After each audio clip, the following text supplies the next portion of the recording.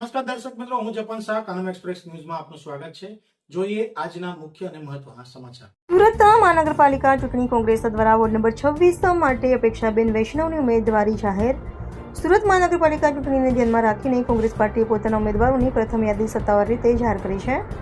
આ યાદી જાહેર થતાં જ સ્થાનિક રાજકારણમાં નવી ચલપલ જોવા મળી રહી છે. ખાસ કરીને વોર્ડ નંબર 26 માટે શ્રીમતી અપેક્ષાબેન રતિલાલ વૈષ્ણવની ઉમેદવારી જાહેર થતાં કોંગ્રેસ કાર્યકરો અને સમર્થકોમાં ઉત્સાહનો માહોલ સર્જાયો છે.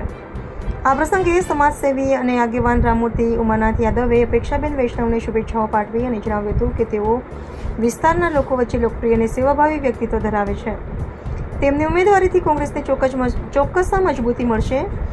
શ્રીમતી અપેક્ષાબેન રતિલાલ વૈષ્ણવ વિસ્તારના જાણીતા અને સક્રિય સામાજિક કાર્યકર તરીકે ઓળખ ધરાવે છે. તેઓ લાંબા સમયથી લોકોની સેવા સાથે સંકળાયેલા રહી સ્થાનિક સ્તરે અનેક સામાજિક પ્રવૃત્તિઓમાં સક્રિય ભાગ ભજવતા આવ્યા છે.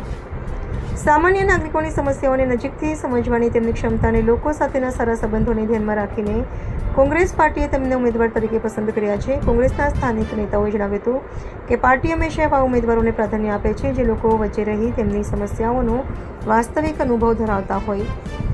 અપેક્ષાબેન વૈષ્ણવ આ માપદંડોને પૂર્ણ કરે છે અને તેમના કાર્યકાળ દરમિયાન વિસ્તારના વિકાસ માટે સતત પ્રયાસશીલ રહ્યા છે.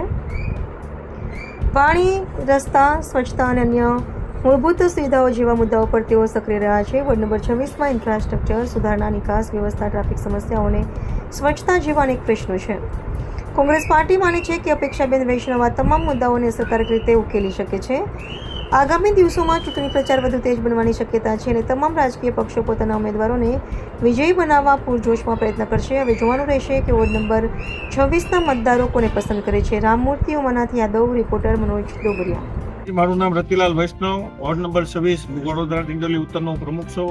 આજ રોજ અમારા ઉમેદવારોને ડિક્લેર કરવા બદલ કોંગ્રેસ પક્ષ શ્રી રાહુલ ગાંધી અને શ્રી પ્રદેશ પ્રમુખ અમિત ચાવડા તેમજ સુરત શહેર કોંગ્રેસ પ્રમુખ વિપુલ ગુટનાવાનો હું ખૂબ આભાર માનું છું કે તેમને હજી ચૂંટણી આવ્યા પહેલા જે 2 દિવસ અગાઉ જે અમારા 2 ઉમેદવાર અપેક્ષા વૈષ્ણવ અને રામમૂર્તિ કરી આગામી 1 દિવસમાં હજી 2 ઉમેદવારની પસંદગી કરી આપશે.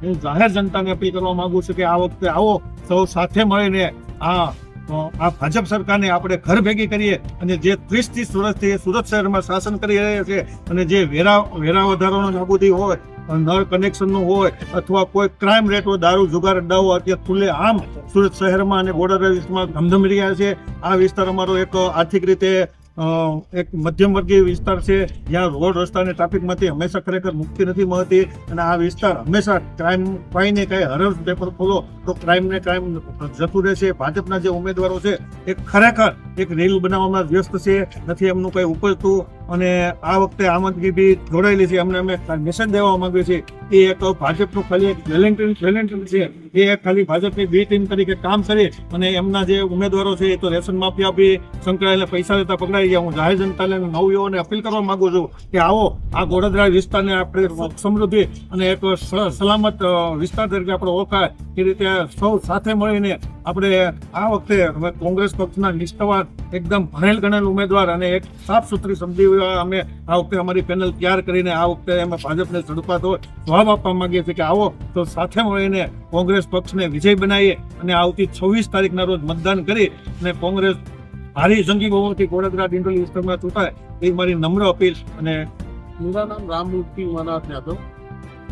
भाई, आपको जो कांग्रेस से टिकट मिली है तो आप क्या कहना चाहते हैं?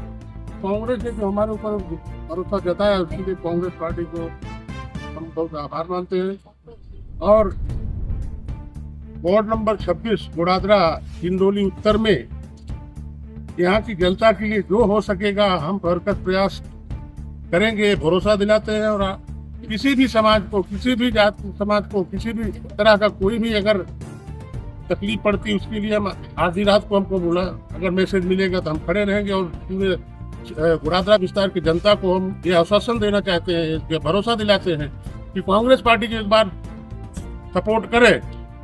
जिस तरह बीजेपी की लूट हुई है हम उनको न्याय दिलाएंगे और हर प्रकार से यहाँ की जनता की रक्षा करने के लिए काम करेंगे।